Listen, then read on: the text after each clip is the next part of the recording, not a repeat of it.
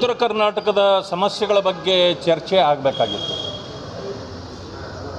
ಈ ಭ್ರಷ್ಟಾಚಾರದಲ್ಲೇ ತುಂಬಿರ್ತಕ್ಕಂಥ ಸರ್ಕಾರ ತೇಪೆ ಹಚ್ಚುವ ಕೆಲಸಗಳನ್ನು ಮಾಡ್ತಾ ಬರೀ ಅವರ ಭ್ರಷ್ಟಾಚಾರದ ಇದನ್ನು ಮುಚ್ಕೊಳ್ಳೋದರಲ್ಲೇ ಅವರ ಸಮಯ ಕಳೆದೋಯ್ತೇ ಹೊರತು ಸರಿಯಾಗಿ ಯಾವ ಸಮಸ್ಯೆಗಳ ಬಗ್ಗೆ ಚರ್ಚೆಗಳಾಗಬೇಕಾಗಿತ್ತು.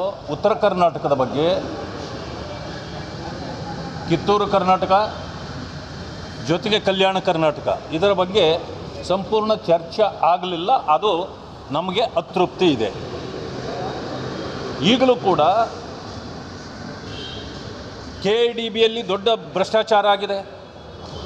ಅದನ್ನು ತನಿಖೆಗೆ ಕೊಡ್ರಿ ಅಂತಂದರೆ ಇನ್ನೂ ಕೊಟ್ಟಿಲ್ಲ. ಯಾಕೆಂದರೆ ತನಿಖೆಗೆ ಕೊಟ್ಟರೆ ಇವರ ಭ್ರಷ್ಟಾಚಾರ ಪೂರ್ತಿ ಹೊರಗಡೆ ಬರ್ತದೆ.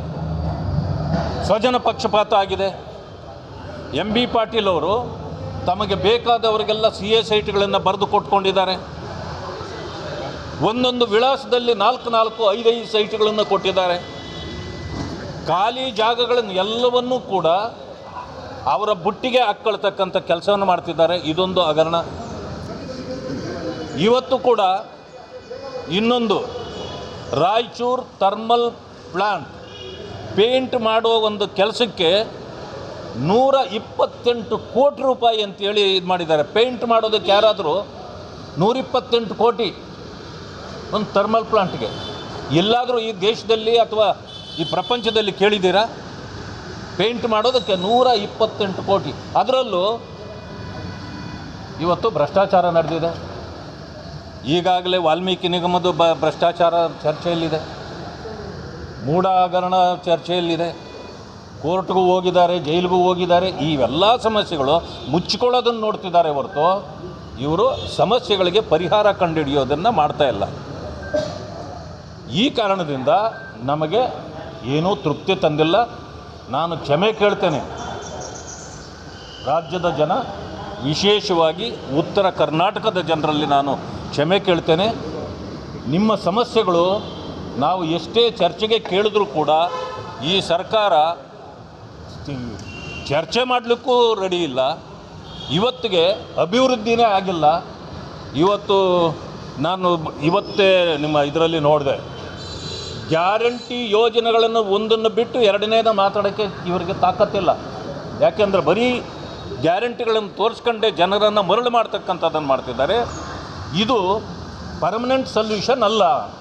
ತಾತ್ಕಾಲಿಕವಾಗಿ ನೀವು ಗ್ಯಾರಂಟಿ ಕೊಡೋದಕ್ಕೆ ಮುಂಚೆ ಎಲ್ಲರೂ ಉಪವಾಸ ಇದ್ರಾ? ರಾಜ್ಯದಲ್ಲಿ ಯಾರೂ ಉಪವಾಸ ಇರಲಿಲ್ಲ. ಇದನ್ನು ಅರ್ಥ ಮಾಡಿಕೊಂಡು ನೀವು ಗ್ಯಾರಂಟಿಗಳನ್ನು ಕೊಡ್ರಿ, ನಾವು ಬೇಡ ಅನ್ನೋದಿಲ್ಲ. ಆದರೆ ಅಭಿವೃದ್ಧಿಯನ್ನು ಏನು ಮಾಡ್ತೀರಿ ಅಂದರೆ ಗ್ಯಾರಂಟಿಗಳಲ್ಲೇ ನೀವು ಸರ್ಕಾರ ಮುಗಿಸ್ಕೊಂಡು ಹೊರಟೋಗೋದಾದರೆ ನಾಳೆ ಬಂದು ಅಭಿವೃದ್ಧಿ ಮಾಡೋರು ಯಾರು? ಇವತ್ತು ಅಭಿವೃದ್ಧಿ ಮಾಡ್ತಾ ಇಲ್ಲ. ಆ ರೀತಿ ಇವತ್ತು ಎಲ್ಲರೂ ಕೂಡ ಈ ಭ್ರಷ್ಟಾಚಾರವೇ ದೊಡ್ಡ ವಿಷಯವಾಗಿದೆ ಅವರಿಗೆ. ಆದ್ದರಿಂದಾಗಿ ಇದು ನನಗೆ ತೃಪ್ತಿ ತಂದಿಲ್ಲ. ಇನ್ನಷ್ಟು ಸಮಸ್ಯೆಗಳ ಪರಿಹಾರ ಆಗಬೇಕು. ಇವತ್ತು ರೈತರ ಸಮಸ್ಯೆಗಳಿದೆ. ಹತ್ತಿ ಬೆಳೆಯೋರು ಇದ್ದಾರೆ, ತೊಗರಿ ಬೆಳೆ ಮಾಡ್ತಕ್ಕಂಥವ್ರಿದ್ದಾರೆ, ಕಬ್ಬಿನ ಬೆಳೆ ಮಾಡ್ತಕ್ಕಂಥ ರೈತರಿದ್ದಾರೆ. ಎಲ್ಲ ಸಮಸ್ಯೆಗಳು ಕೂಡ ಇವತ್ತು ದೊಡ್ಡ ಸಮಸ್ಯೆಗಳಾಗಿ ಪರಿಣಮಿಸ್ತಾ ಇವೆ. ಈ ಸರ್ಕಾರ ಇವರಿಗೆ ಯಾರಿಗೂ ಉತ್ತರ ಕೊಡೋ ಸ್ಥಿತಿಯಲ್ಲಿಲ್ಲ. ನೀರಾವರಿ ಸಮಸ್ಯೆ ಏನಾಗಿದೆ?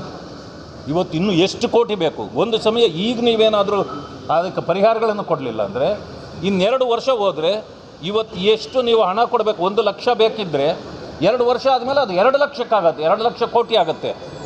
ಆ ಕಾರಣದಿಂದ ನನಗೆ ತೃಪ್ತಿ ತಂದಿಲ್ಲ ಅಂತಕ್ಕಂಥ ಮಾತನ್ನು ಹೇಳಲಿಕ್ಕೆ